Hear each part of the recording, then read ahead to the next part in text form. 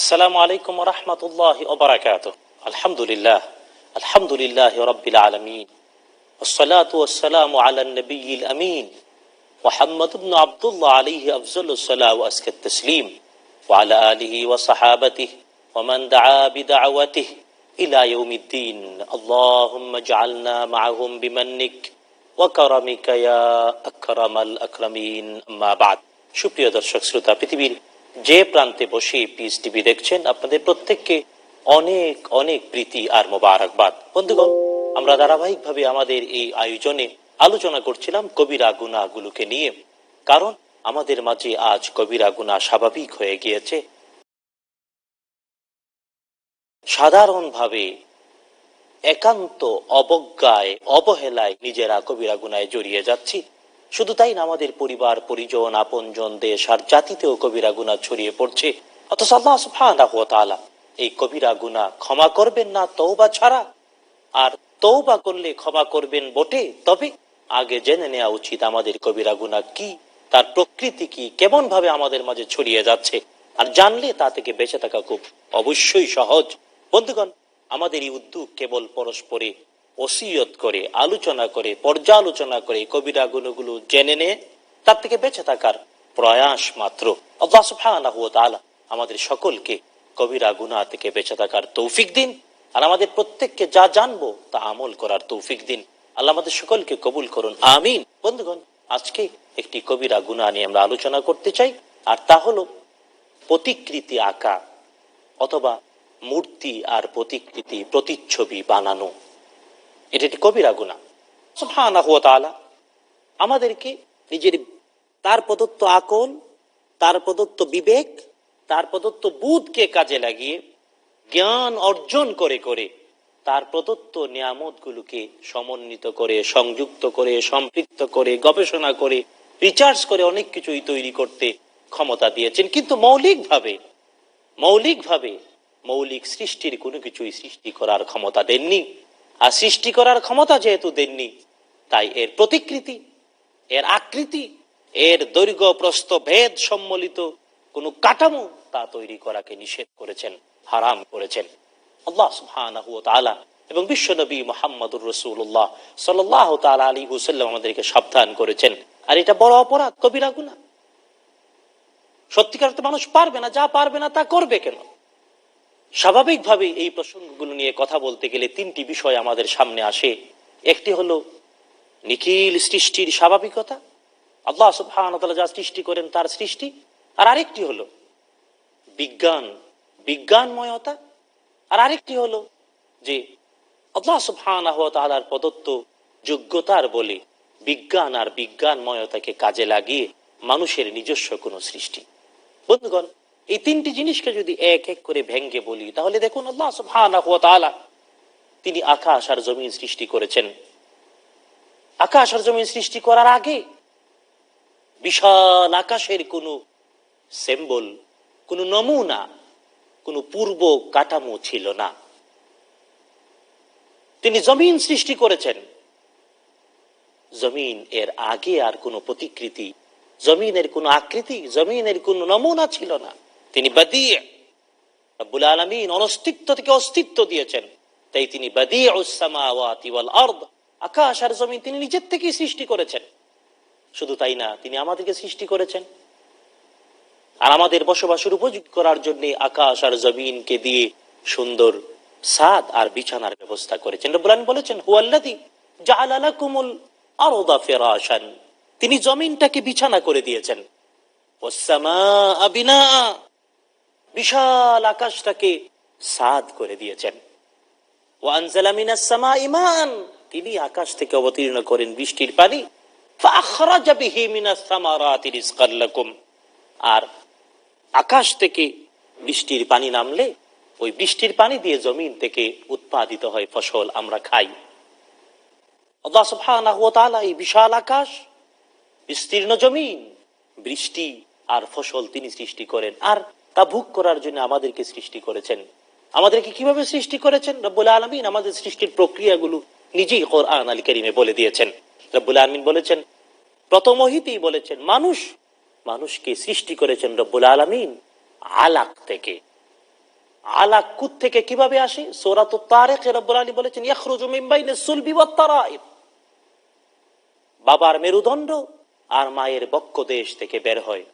রব্বুল আলামিন বাবার মেরুদণ্ড মায়ের বক্ষদেশ থেকে বের হওয়া শুক্রাণু আর ডিম্বাণুর একত্রিত নিষিক্তকৃত বাস্তবতা আমাদের সৃষ্টি করেছেন। তবে এর প্রক্রিয়াগুলো নিজেই কোরআন আল কারীমে বলে দিয়েছেন। আল্লাহ সুবহানাহু ওয়া তাআলা নিজেই বলেছেন, মানুষ তোমাকে সৃষ্টি করেছি মিন সুলালাতিন মিন তিন, মাটির নির্যাস থেকে। আর মাটির নির্যাসকে রব্বুল আলামিন সুরক্ষিত কুঠুরিতে প্রথম ফি কারারিম মাকিন, কারারে মাকিনের মধ্যে রব্বুল আলামিন সুরক্ষিত কুঠিরের মধ্যে মাটির নির্যাস থেকে আমাদের জন্মের মূল সূত্র রব্বুল আলামিন সূচনা করেছেন। তা হয়েছে আলাক, আলাক হয়েছে মুদগা, মুদগা থেকে হয়েছে হাড়, হাড়কে রব্বুল আলামিন সুন্দর করে গুস্ত আর চামড়া দিয়ে ছাউনি দিয়ে দৃষ্টিনন্দন নয়নাবিরাম মানবের বাচ্চা মানুষ হিসেবে আমাদের সৃষ্টি করেছেন। ঠিক এমনি অন্য যত প্রাণী যত জীব রব্বুল আলামিন সৃষ্টি করেন। তো আল্লাহ সুবহানাহু ওয়া তাআলা তার সৃষ্টি জগতে স্বাভাবিকভাবে দুইটি ভাগ করে দিয়ে, একটি হলো আমরা সাধারণত পড়তে গিয়ে বলি জড় জগৎ আর একটা জীব জগৎ। তো জীব জগতের মধ্যে স্বাভাবিকভাবে মানব হলো সর্বশ্রেষ্ঠ জীব, আর মানবের পরে অন্য যত জীব যা চলাফেরা করতে পারে, চলতে পারে, হাঁটতে পারে, আওয়াজ করতে পারে, বাচ্চা জন্ম দেয়, এরা হলো একটি গোত্রভুক্ত। আর আরেকটি জীবের মধ্যে আরেকটি গোত্র রয়েছে, যেমন বৃক্ষ, এটাও জীব। পাথর, তারও জীবন রয়েছে, সেও জীব।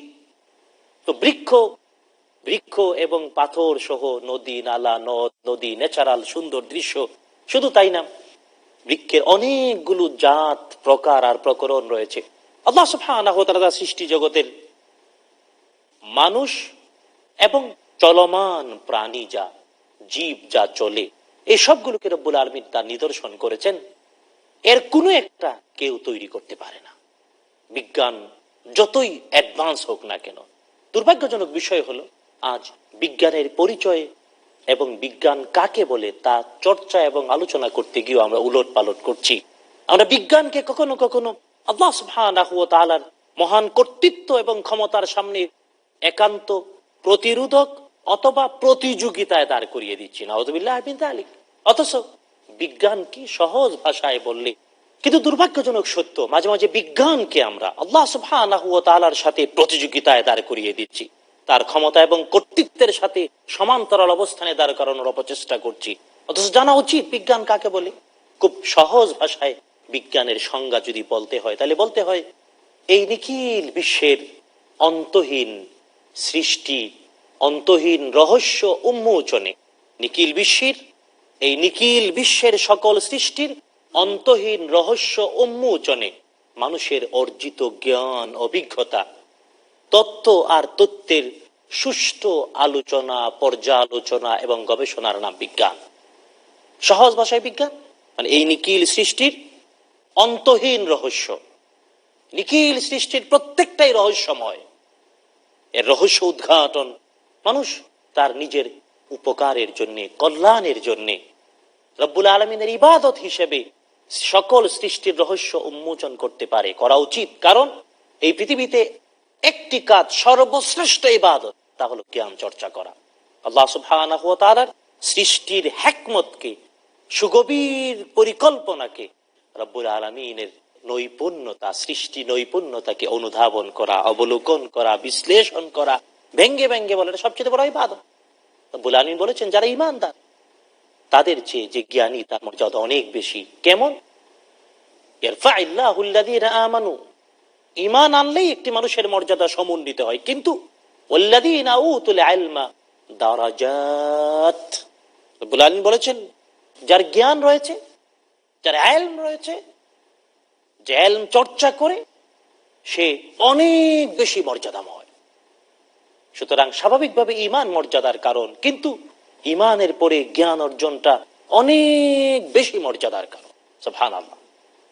তাই বিজ্ঞান মানে নিখিল সৃষ্টির, এই নিখিল বিশ্বের অন্তহীন রহস্য উন্মোচনের চেষ্টা করা বিজ্ঞান। বন্ধুগণ, বিজ্ঞানের এই বিষয়গুলো নিয়ে আমরা আরো কথা বলবো, তবে ছোট্ট একটি বিরতির পর আমাদের সাথেই থাকুন। আসসালামু আলাইকুম ওয়া রাহমাতুল্লাহি ওয়া বারাকাতুহু। বন্ধুগণ, ছোট্ট বিরতির পর আমরা আবার ফিরে এলাম। আমরা আলোচনা করছিলাম বিজ্ঞানের সংজ্ঞা নিয়ে। কারণ বিজ্ঞানের পরিচয় দিতে গিয়ে আমরা আজ বিভ্রান্তিতে ছড়িয়ে পড়ছি। বিজ্ঞানকে আল্লাহ সুবহানাহু ওয়া তাআলার মহান কর্তৃত্বের সামনে প্রতিযোগিতায় দাঁড় করিয়ে দিচ্ছি। নাউযুবিল্লাহি মিন যালিক। অথচ সহজ ভাষায় বললে বিজ্ঞান মানে এই নিখিল বিশ্বের অন্তহীন রহস্য উন্মোচনে মানুষের অর্জিত জ্ঞান আর অভিজ্ঞতা, তত্ত্ব আর তথ্যের সুষ্ঠু আলোচনা, পর্যালোচনা এবং গবেষণার নাম বিজ্ঞান। আর এটা করতে হবে, এটা ইবাদত।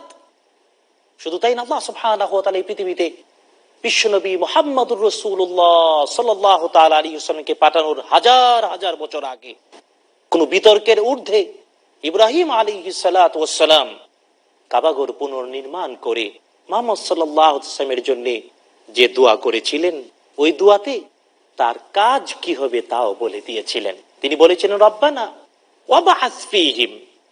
কাবাগর পুনর্নির্মাণ করে ইব্রাহিম আলাইহিস সালাতু ওয়াস সালাম তার পুত্র ইসমাঈল আলাইহিস সালাতু ওয়াস সালামকে সাথে করে নিয়ে, বাবা আর পুত্র, বাপ বেটা দুইজন মিলে দোয়া করছে, রব্বানা তাকাব্বাল মিন্না ইন্নাকা আনতাস সামিউল আলিম। হে আল্লাহ, আমাদের পক্ষ থেকে কাবার পুনর্নির্মাণের এই খেদমত কবুল করে নাও। আল্লাহ কবুল করে নিয়েছেন, আলহামদুলিল্লাহ। তারপর তারা দোয়া করছেন, রব্বানা ওয়াবআস ফীহিম রাসূলাম মিনহুম ইয়াতলু আলাইহিম আয়াতিকা ওয়া ইউআল্লিমুহুমুল কিতাবা ওয়াল হিকমাতা ওয়া ইউযাক্কিহিম। রাসূল সাল্লাল্লাহু আলাইহি ওয়াসাল্লামের জন্মের হাজার হাজার বছর আগে কাবাগর পুনর্নির্মাণের মতো শ্রেষ্ঠতম ভালো কাজ করে দোয়া করেছেন ইব্রাহিম আলাইহিস সালাতু ওয়াস সালাম ইসমাঈল আলাইহিস সালাতু সঙ্গে সাথে করে নিয়ে, হে আল্লাহ, পাঠাও এমন একজন রাসূল ইয়াতলু আলাইহিম আয়াতিক, যিনি তোমার আয়াতকে তেলাওয়াত করবেন, ওয়া ইউআল্লিমুহুমুল কিতাব, শিক্ষা দিবেন লিখনি আর কিতাব, ওয়াল হিকমাতা, এবং বিজ্ঞান শিক্ষা দিবেন। বিজ্ঞান, হিকমত মানে বিজ্ঞান। মিথ্যা কথা ঘুরিয়ে বলার নাম হিকমত নয়। দুষ্টামি অবলম্বনের সুযোগ তৈরি করার নাম হিকমত নয়। আমরা অনেকে দুর্ভাগ্য হিকমত শব্দটাকে আজ বলি বিপদ আপদে, একটু হিকমত করে বলতে পারলি না, নাউযুবিল্লাহি মিন যালিক। কোথায় বিজ্ঞানময়তা আর কোথায় হিকমত, কোথায় বাদরামি? তো রাসূল সাল্লাল্লাহু আলাইহি ওয়াসাল্লামের দায়িত্ব ছিল তিনি বিজ্ঞান শিক্ষা দেবেন। তাই রব্বুল আলামিন তার চতুর্থ কাজ ছিল ওয়াইযাক্কিহিম, পবিত্র করবেন। আর বিজ্ঞান শিক্ষা দেবেন রাসূল সাল্লাল্লাহু আলাইহি ওয়াসাল্লামের কাজ, প্রত্যেক নবীগণের কাজ, বিশেষ করে রাসূল সাল্লাল্লাহু তাআলা আলাইহি ওয়াসাল্লামের। আর এই জন্যই রব্বুল আলামিন তার উপর এমন এক কিতাব নাজিল করেছেন। নিজেই রব্বুল আলামিন বলেছেন, আল কোরআন আল হাকিম। কোরআন বিজ্ঞানময় কিতাব। সুতরাং বিজ্ঞান দিয়ে আল্লাহর সাথে ধাক্কা দেবা, তাহলে কোরআনের মতো আরেকটি কিতাব নিয়ে আল্লাহ চ্যালেঞ্জ করেছেন, কেউ পারে নাই। তাই বন্ধুগণ, বিজ্ঞানের নাম করে, বিজ্ঞানময়তার নাম করে, বিজ্ঞান মনস্কতার নাম করে আল্লাহ সুবহানাহু ওয়া তাআলার সাথে তার যোগ্যতা, তার কর্তৃত্বময় বাস্তবতার সাথে ধাক্কা দেওয়া উচিত নয়। কিন্তু যখন রব্বুল আলামিনের চ্যালেঞ্জে মাসিও তৈরি করার ক্ষমতা নেই, কিন্তু বানাইলাম প্রতিকৃতি, মূর্তি, দৈর্ঘ্য প্রস্থ ভেদ রয়েছে এমন জিনিস, কাঠামো, আল্লাহ সুবহানাহু ওয়া তাআলা এবং তার হাবিব হারাম করেছেন, কবিরা গুনাহ। কিয়ামতের কঠিন ময়দানে বলা হবে, কাঠামো বানিয়েছো, তাহলে প্রাণ দাও। দিতে পারবে প্রাণ? সবাই মিলে চেষ্টা করলে একটি প্রাণ তৈরি করতে পারবে? আল্লাহ সুবহানাহু ওয়া তাআলা সকল প্রাণ তৈরি করে রেখেছেন। প্রাণ রব্বুল আলামিন নিজে তৈরি করেছেন, আর কারো ক্ষমতা নাই প্রাণ তৈরি করার, জীবন তৈরি করার। আর জীবনটা কখনো ধ্বংস হয় না। মানুষ মরতে পারে, কিন্তু মৃত্যু মানে শেষ নয়, অনন্ত জীবনের শুরু। দেহের মাটি থেকে তৈরি দেহ আবার মাটিতে মিশে যায়, পুনরা এটা ঘুরে ঘুরে আসে। কিয়ামতেও রব্বুল আলামিন মাটি থেকে উত্তোলন করবেন, কিন্তু প্রাণ কখনো নিঃশেষিত হবে না। কিন্তু বন্ধুগণ, আজ মূর্তি আর প্রতিকৃতি, প্রতিচ্ছবির জোয়ার শুরু হয়েছে। আল্লাহ হেদায়েত নসিব করুন, রব্বুল আলামিন হেফাজত করুন। বন্ধুগণ, আমরা অনেক সময় সৌন্দর্যের নাম করে প্রতিকৃতি আর কাঠামো তৈরি করি। ফকিহগণ এই ব্যাপারে একমত, যদি ন্যাচারাল, প্রাকৃতিক বৃক্ষ, পাথর, নদী, নালা তা তৈরি করে করতে পারে, এতে নিষেধ নেই। কিন্তু চলমান প্রাণ, অর্থাৎ তা হোক ইতর প্রাণী, তা হোক মানব গোষ্ঠীয়, এমন যে কেউ যে চলমান, যাদের চলার ক্ষমতা রয়েছে, এমন কারো কোনো প্রতিকৃতি, আকৃতি বা কাঠামো তৈরি করা হারাম। আজকের পৃথিবীতে অনেকগুলো কারণে আকৃতি, প্রতিকৃতি, কাঠামো তৈরি হচ্ছে। এক নাম্বার যদি বলি, পৃথিবীতে কিছু মানুষ তাদের স্রষ্টাকে না জেনে না বুঝে নিজেদের তৈরি করা মাটির আকৃতি এর সামনে সেজদা দিচ্ছে, এদের আরাধনা আর উপাসনা করছে। আল্লাহ ওদেরকে হেদায়েত নসিব করুন।